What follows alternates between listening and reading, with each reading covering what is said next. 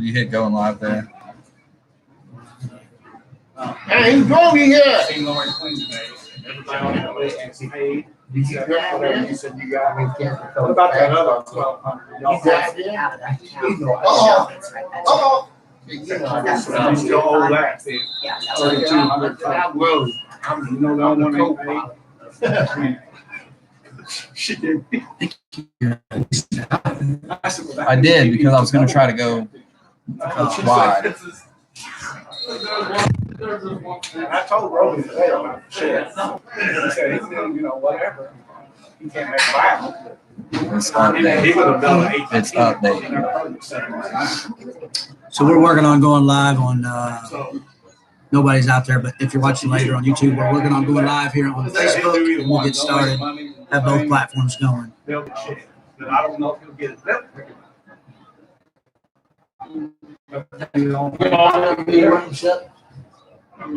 Well, yeah. We got in a different district. Oh my gosh. He came out today. No, so I can just, now you got that bowling people. Do you know if do we know? I know we got someone on. We will get Facebook going shortly. We're small too.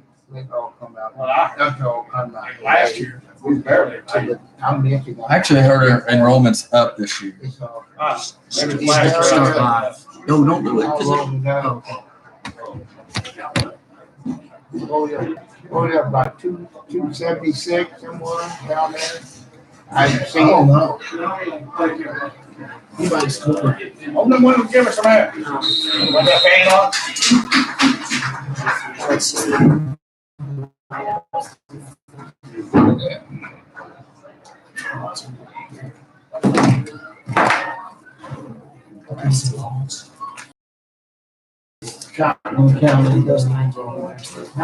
Tigers, ain't All right, we're live here on Facebook. Once we get a few more, we'll kind of get going. Yep, those are the Rams.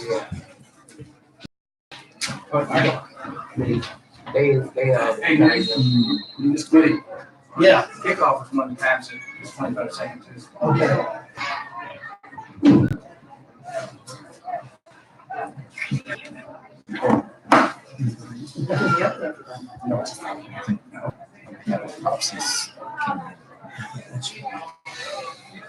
All right, we got a few getting on. We're going to go ahead and get started. We are currently in the press box here for the Monroe City Football Jamboree. The game currently going on the field right now is between Schuyler County and Scotland County.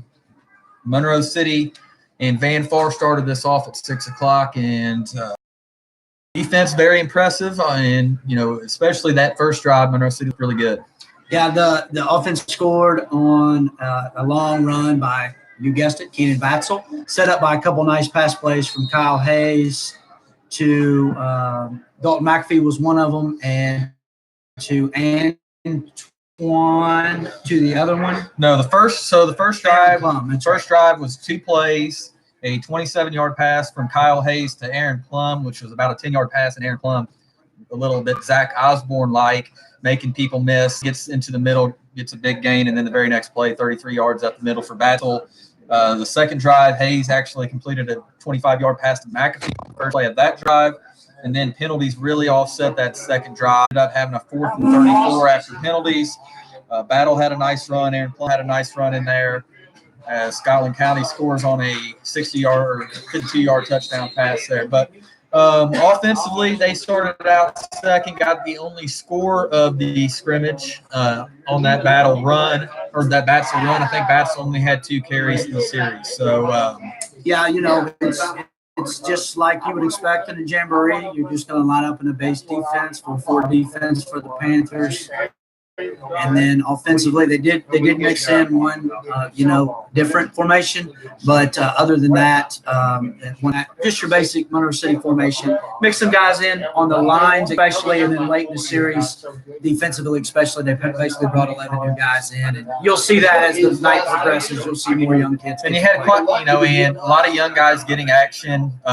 We did have 4 or 5 players in street clothes today. really don't have an update on whether or not they'll be available next week against Centralia. That one play out that wasn't out of their normal set. The very first play of the game was that they went shotgun, 3 receivers, battled the one setback with Hayes, and they rolled out and threw a little nice hitch pass there. So yeah, Kyle Hayes looked real good throwing the football. And, penalties, which you expected a jamboree, like Michael said on that second drive. Really, we're moving the ball, and probably we're going to go in and score. And then defensively, I know this is a shocker to everybody, but Max Hayes absolutely dominated the line of scrimmage from his defensive end position. Antoine battled Dalton McAfee with some really nice mid-season pops.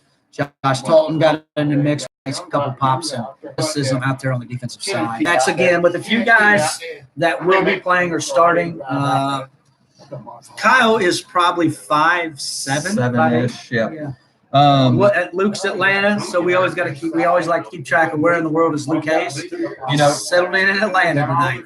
Before we get to softball, just a couple things. Ryan mentioned a lot of it. Max Hayes, I had 3 tackles for loss in, basically 8 plays of defense. Antoine Battle, big hit. The very first play, setting the tone for the very first play of the season. Van Far actually got outside, one of their 2 positive yard plays, and Battle came from his outside linebacker with a for Van Far. It was by a penalty, probably questionable. Danny Dennison blitzed the line. It would have been about a 10-yard loss. Gets called for a horse collar. That's the only first down Van Far had. Really 1 or 2 positive plays for Van Far. Outside of that, the Monroe City defense was pretty dominant. So, and again, we thank you all for joining us tonight. Those of you that can right now, and those of you that will be watching later after the jamboree. And as always, we're brought to you by Quinn's Farm Supply. And Quinn, Jerry's got to have a great slogan, right? So, Quinn's Farm Supply, for all you do, this dub's for you. Chin, I'm going to switch spots, let her have the front seat, and I'll be kind of behind these guys. Coach? All right, so last week we had the football preseason show, and now we have Coach Melissa Chin in for the softball. I do have one correction. I think in my article in the paper this week, I had 3 seniors missing. I did miss Savannah Hitzler, who also played last year. So, 4 missing players. Before we get started on this year, let's touch on those 3 players that you missed last, that year, the 4 seniors that senior class. Oh, absolutely. I mean, the 4 were basically 4 starters from the time that they were freshmen. So there's 4 big voids out on our field that, are hard spots to fill, especially that pitcher catcher combo and shortstop. They were there all the time, every game from the time they were freshmen on. So they're definitely going to be missed. But, the last 2 weeks has been awesome. We have had girls step up. It's a different team, a different, just the whole culture of us. It's player that know about this year. The first player that's going to be brought up, Lauren Youngblood, the first Division I softball player from Monroe City since 2001 when Ashley Hayes went to Missouri. Just talk about her success in All-Stater last year, and what do you expect from her this year? She's going from second base over to shortstop. Coach and I talked a lot about it, and we feel like we're possibly, we're going to be hit a little bit more than, with Mackenzie. Mackenzie shot a lot of teams down. And not that Riley and our pitching staff cannot shut people down, but we just feel like we want to put her on the left side of the field where she's going to do more good for us. She is a leadoff. She hit over 500 last year, so I have pretty high expectations for her. But she has high expectations set for herself. She's going to go out there now. She's committed. She's got her future in line. So now she just gets to go out and have fun. But she knows what she has to do, and she's very capable of doing it. Yeah, and for those that haven't followed that, didn't watch the show, she's going to IUPUI, which is Indiana University, Purdue University in Indianapolis. So a Division I program, great success for Lauren, and I'm sure, after this year, we'll have a lot of Panther fans watching. I don't even know their mascot. I actually have no idea. Yeah, I don't either.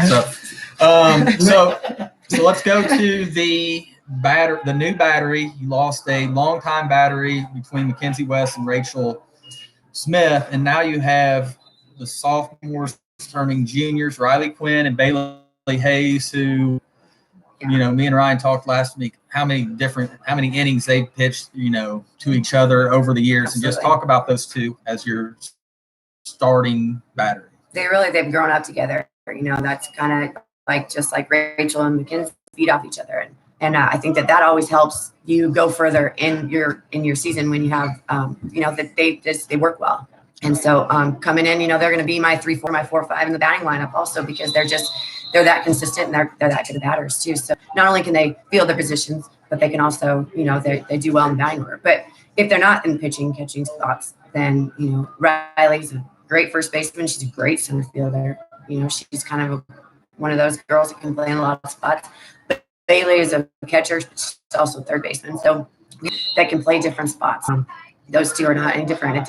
Every game's going to have a different lineup. Depends on who we're playing. Depends on the hitting team they have. That's going to be who's going to play where. So, And, Coach, sorry. I was just going to make, just for those watching on Facebook, you know, I couldn't get it to work wide. We're cut off, but if you watch on YouTube, you can see all three of us. So, Unfortunately, this week you're stuck with me right now.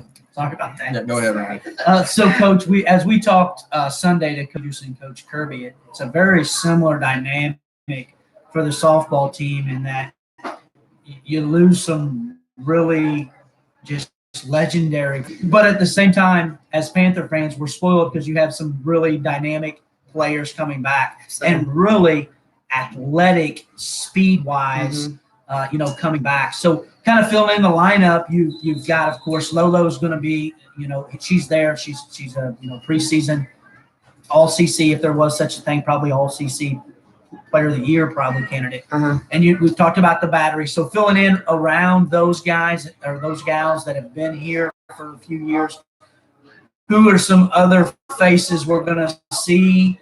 Some we saw last year, some are going to be new. Right. Well, Carly Youngblood, she's stepping up. She'll play. Who knows what she'll be in the outfield? Depends on who's in the game. So left, very consistent. I know. I say this year, and I agree this year. But our 1 through 9, I don't have a weak spot. And watching practice today, we did a lot of live hitting, and they look really, really good. And Carly just adds to it. You know, not only is she's a lefty, she hits for power, but she's smoke on the base just like her sister. So those two will be able to get around. Mackenzie Moss, she saw a lot of action last year in the outfield. I don't know where I'm going to put her this year. She does great at second. She does great at third. She can catch. She can pitch. She's an outfielder. You know, she's going to be one of those that's going to be, okay, well, this week we got a good hitting team, so I'm going to put her in the outfield because she's got speed and she's smart and she can hit her cutoff really well. But she's fast when she plays third base. So if we got a team that's going to lay him down, I'm going to want her at third because she reads the bunt really well and she's got a great arm. So, and her bat, you know, she's probably in that number 2 spot in the lineup. Her bat is equally, she can lay down a bunt if she needs to, but she can hit the ball, and she hit well this summer also. It's good to see that. Some others that we're going to see, Emily Friday, she's a freshman. And, you know, if Mossy's at 3, then she'll be at 2. And if Mossy's at 2, she'll be at 3. They work really well together, but, you know, she's coming in, and as a freshman, she's hitting like she's a sophomore, like she's a junior. So she's really stepped up and she's done great. But on the other side, you know, we got Sierra Wardlow. She's pretty consistent at second base. She does a good job. She's working really hard on her bat, getting her bat consistent. And, you know, she's a senior, and I'm hoping she can step in and play a role in the team this year also. Outfield, you know, Madeline and Madison Moss, Madeline Meyer, Mossy, my other Mossy. You know, they have worked their tails off. They have been consistently out there every single day. They do well in the spots that I need them to play. You know, Madeline plays a little third, a little outfield. Mossy plays a little pitcher, a little shortstop, a little outfield. It's just nice having these girls that can play multiple spots because they can go where I need them to go, and they know exactly how to play their spot, how to play their position, and they are willing to do whatever it takes to be on the field and help their team to succeed.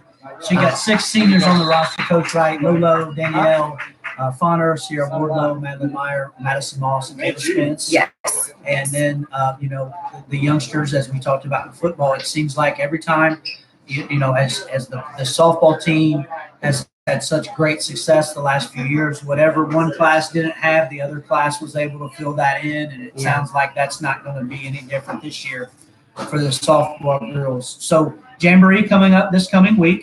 Monday at Highland. Monday at Highland. Yes. And so they're going to use 2 fields or 1? 2. 2 fields. So you have games going on all the time, just like you would over here at Lions Club. Right. And so 2 games. First pitch for the first scrimmage will be at 4:30. 4:30. Yep. We'll start out with Highland. We'll start out big. Kind of see what we're made of really right off the bat, and kind of see what Highland's got. I don't expect to see their starting pitcher, but if they do, that's great because we've never really hit Lauren very well. And I'd love to see her again to see what this team can do to her. But if not, then, we'll see him a couple more times in the year. And then next will be Marion County. And we'll play back to back. And then we'll finish with Bowling Green. And, Bowling Green just became kind of a bigger game since we picked them up in our district. So we're going to definitely need to be able to see them more and see what we can do against them because I don't know what they were bringing back. They lost 2 incredible players that took them to 2 state championships. So it'll be a good start off for our season. And for those that aren't aware, this morning is when Monroe City found out their district assignment. Hey, Drew. Can I get $2? Yep. I got it, Michael. You keep talking. All right. So a new district for the softball girls this year, many years playing in the Palmyra, the CCC district. This time they're going south. And, just a quick look. I know you just got to look at it this morning. Just a quick look at what that district down the road is going to look like. I mean, I'm excited. I'm excited just because of the fact that we're not playing Highland Palmyra. It doesn't matter if we're up on Highland or Palmyra. It's always that, that mental. They're around us. They're a rival. Going south, it's something new. It's kind of exciting, and it's just it's a change in the postseason, and that'll be really good to see. I can't wait to see how our girls react to it. But it just made a couple of other games a little bit bigger than they were. Mark Twain, we opened with Mark Twain, and so now it's going to be more of we're going to have to show what we can do in this district, and Bowling Green. We don't see the rest of them. I'm hoping that maybe we can be around and pick up a tournament. If there's rainouts, there's always a chance that we can end up in the same tournament with them, and I'm hoping that we could get a chance to see some of those teams because it's always better to head-to-head to see what we can do than, I think that we could beat them. So I think that we could do well, whether we're in whichever one we're in, just with the dynamic of the team that we have this year. But it'll just be a good, different ending to our year. So 2 differences between the football and the softball. In football, the computer does all the work to seed the 1 through 8. In softball, coach will go to whoever's hosting on a Wednesday night, get in a room together, and it's just like basketball. They're just trying to, and like she said, the more head-to-head wins that you've got, the better off your chances of getting a better seed. And obviously, big wins in the CCC always carry a lot of weight because our conference is so absolutely unbelievably tough in softball. I mean, it's a brutal schedule in football. It's a brutal schedule in softball. Every sport, and we talked about it with Neil, it's now proven fact that it is the best small school conference. So along those lines, conference, it just the usual gamut, right? It is. It's tough. Centralia, Highland, Palmyra, Macon, they had a pretty good young group come up there. They're going to be just as tough. Clark County, they have 2 really young pitchers who are both very, very strong. And so there's no easy game. We have no easy game all year long. We picked up Moberly this year, so that'll be another game to throw in there. Looking at picking up maybe 1 more because we have that chance to pick up another game with having 3 tournaments. So, it's every chance that we have to play these competitive teams just puts us a little closer to maybe seeing more postseason action. Okay. So we talked about the Jamboree, the first regular season game, September the 3rd. Tuesday, or September. Tuesday, Wednesday, Thursday that week. Against Mark Twain. And then after that, what's the rest of the week? Hickman, home, and then we go to Macon. The Hickman game last year was the 16-inning kind of all-time Brutal. Classic there, Yes. but the brutal ending for the Panthers. And then next weekend, the Monroe City tournament, correct? Yes, and we got the number 1 seed in that, so we'll be opening with South Shelby. 9 a.m. 9 a.m. Yep. 9 a.m. at Lions Club Field. A good chance to kind of get started on the Lady Panthers and, get a look on some of the other teams in the area. So, Yeah, the 3rd, just as a heads up, that's the day after Labor Day. And so this tournament kind of bounces between Labor Day weekend, the Monroe tournament, and not Labor Day weekend. So this is the off year. Yeah, it's not Labor Day September weekend. 7th. Yes, it's all been pushed back, which has kind of thrown us all off. I feel like we're behind, which we're not behind, but All the tournaments have pushed back a week. So it's pushing us later into the year, and hopefully that doesn't come back to hurt us being as cold as it could get into that November. I mean, state's first week into November. And I hope we get there. Absolutely. We all do. So, anything else? I do want to say a big shout out to everybody in the community for their help with the batting cage. It's coming together. They said next week it'll be up and ready. I just want to thank everybody that contributed to that, because that is something that our team has really wanted for a very long time. And it's been a process to get it here. And the last year has been just getting it here and getting it up and getting some dry days so we can get it done. But, Lori Quinn was just a huge help. I got with her and I said, we got to get this done. How can we do this? And she just did awesome. And I really want to thank her and everybody else that contributed. Lions Club, you guys have been amazing to us also. And so it's exciting. It's gonna be awesome. Hopefully awesome. by the end of the week, we will have the batting cage up and running next week. Yes. So thanks to Coach Chen for joining us. And Thanks for having me. And the goal again this year, Coach, is we'd like to, of course, do a Facebook Live or two Absolutely. for the girls contest. And, Dead center, be that target. yeah, bullseye yeah. again. You That would be gotta- awesome. Yeah, we got a nice target out there for you. Thanks, Yes. Rachel, for that Uh-huh. great memory that lives in Facebook Absolutely. lore forever, I guess. Yes. But yeah, we will try to, those things will start coming as we get, the schedule and kind of see where me and Ryan are. Next week, Monroe, we will have our 2-Dub show, again, sponsored by Quinn Farm Supply. Unsure on when that will be. It may be an early show before we head to Centralia. Still getting some mixed signals on whether or not we'll have Wi-Fi available for that game, but we will have a YouTube pregame show. It just might be like 4:30 or so before me and Ryan head that way. So, And we will always, on Facebook Live, we will always talk about whatever's happening in Monroe City High School. So we will always talk softball. We'll always talk now cross country. And we will, of course, always preview the preview before we go on the radio for 107.5 The Link. and again, any ideas we can get as far as if you have an idea on something you want to talk on a pregame show, send a message on Facebook, send a message on YouTube, whatever it is, and we'll listen to them and kind of see how things go. I'm just giving money out back here. That's all I'm doing. All right. Coach. Well, Oh, I was thinking money. Thank for you guys. Coach Chen, for Ryan, I'm Michael. Again, thanks for joining us on the 2-Dub show, and Thanks, we will be back next week. Thank you. Good job. Great.